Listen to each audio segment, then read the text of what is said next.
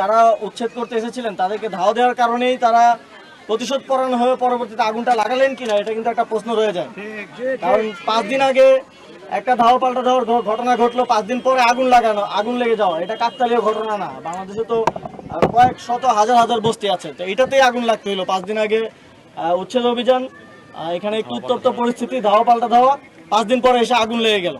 আপনারা দেখবেন যে আমরা অনেক সময় এটা বাংলাদেশে একটা পুরাতন প্র্যাকটিস হয়ে গেছে।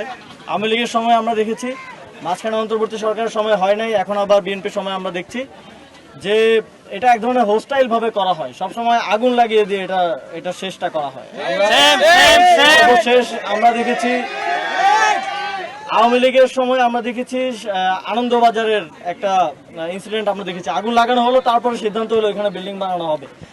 তো সেখানে যারা দোকানদার, যারা ব্যবসা করে, তাদের সাথে আলোচনার ভিত্তিতেও করা যেত। তো এখানে যখন আমরা এখানকার বাসিন্দাদের সাথে কথা বললাম, যারা ক্ষতিগ্রস্ত হয়েছেন, তাদের কথা হচ্ছে, ভাই আমাদেরকে 2 দিন আগে নোটিশ দিতেন, আমরা আমাদের জিনিসপত্র আসবাবপত্র সরাই নিতাম, তারপরে ভাঙচুরটা করতেন। আর আমাদেরকে খোঁজ নেন যে আমাদের কার কি পারিবারিক অবস্থা, যাদের আর্থিক অবস্থা খারাপ তাদের তালিকা নিয়ে এখানে আবাসন প্রকল্প করে তাদেরকে এখানে থাকার ব্যবস্থা করে দেন, সাধারণভাবে যেভাবে হয়।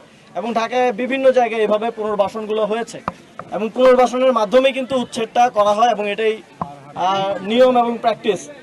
কিন্তু আমরা দেখলাম প্রথমে 20 তারিখ, গত এই মাসের 20 তারিখে এখানে একটা উচ্ছেদ অভিযান চালানো হলো, কোনো ধরনের নোটিশ না দিয়ে এখানে বিভিন্ন ভারী যন্ত্রপাতি নিয়ে এসে তাদের বাড়িঘরগুলো ভাঙচুর করা হলো।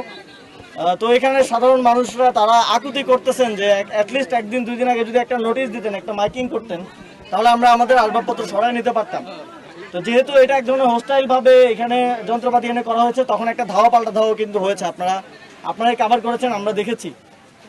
এবং এখানে যারা উচ্ছেদ করতে এসেছিলেন তাদেরকে ধাওয়া দেওয়ার কারণেই তারা প্রতিশোধ পরায়ণ হয়ে পরবর্তীতে আগুনটা লাগালেন কিনা এটা কিন্তু একটা প্রশ্ন রয়ে যায়।